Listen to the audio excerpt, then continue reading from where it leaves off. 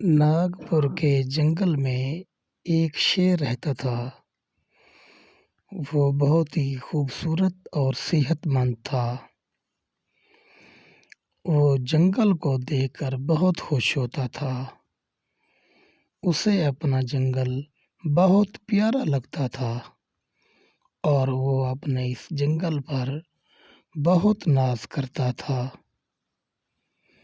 اور وہ یہ سوچتا تھا کہ وہ جنگل کا بادشاہ ہے۔ اسی جنگل میں ایک دوسرا شیر بھی رہتا تھا۔ دل ہی دل میں وہ بھی بہت خوش تھا۔ اپنے جنگل کا نظارہ دیکھ کر بہت خوش ہوتا تھا اور وہ پہلے شیر کی طرح اپنے آپ کو جنگل کا بادشاہ سمجھتا تھا۔ اب وہ شیر بھی بادشاہ سمجھتا تھا اور یہ جو دوسرا شیر ہے یہ بھی اپنے آپ کو جنگل کا بادشاہ سمجھتا تھا۔ ایک دن دونوں اسی بات پر جھگڑ پڑتے ہیں۔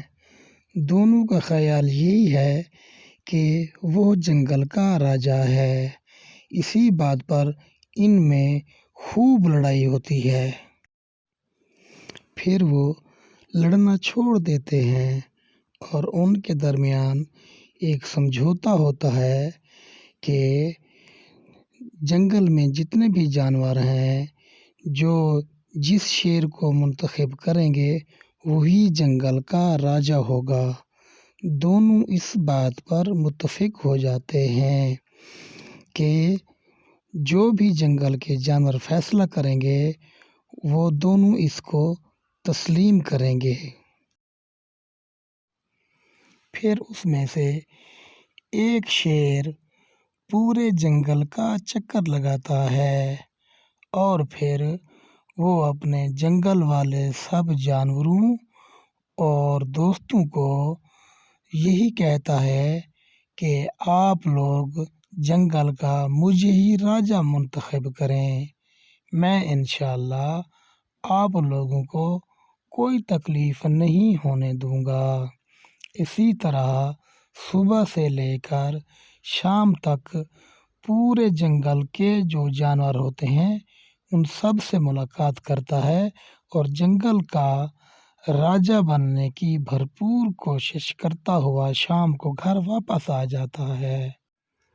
اب دوسرا شیر بھی اسی کوشش میں لگا ہوا ہوتا ہے۔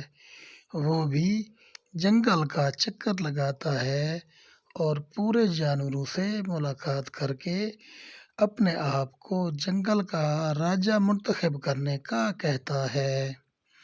وہ بھی بہت محنت کرتا ہے۔ تو دل ہی دل میں دونوں شیر بہت محنت کرتے ہیں اور ہر ایک کا خواب ہوتا ہے کہ وہ جنگل کا راجا بنے۔ اسی طرح یہ شیر بھی پورے جنگل میں جن جن جانوروں کے ساتھ ان کی دعا سلام ہوتی ہے سب سے ملاقات کر کے اپنے آپ کو منتخب کرنے کا کہتا ہے۔ جنگل کے سارے جانور اکٹھے ہوتے ہیں اور دونوں شیروں کو اپنے پاس بلاتے ہیں اور سارے جانوروں کی یہی خواہش ہوتی ہے کہ کسی طرح ان دونوں شیروں کا آپس میں سمجھوتا کرایا جائے اور ان کی لڑائی ختم کرائی جائے تاکہ ہم جنگل میں چین کی زندگی بسر کر سکیں۔ تو سارے جانور دونوں شیروں کو سمجھاتے ہیں کہ آپ دونوں ہی جنگل کے راجا ہیں تو آپ ایک دوسرے کو قبول کریں۔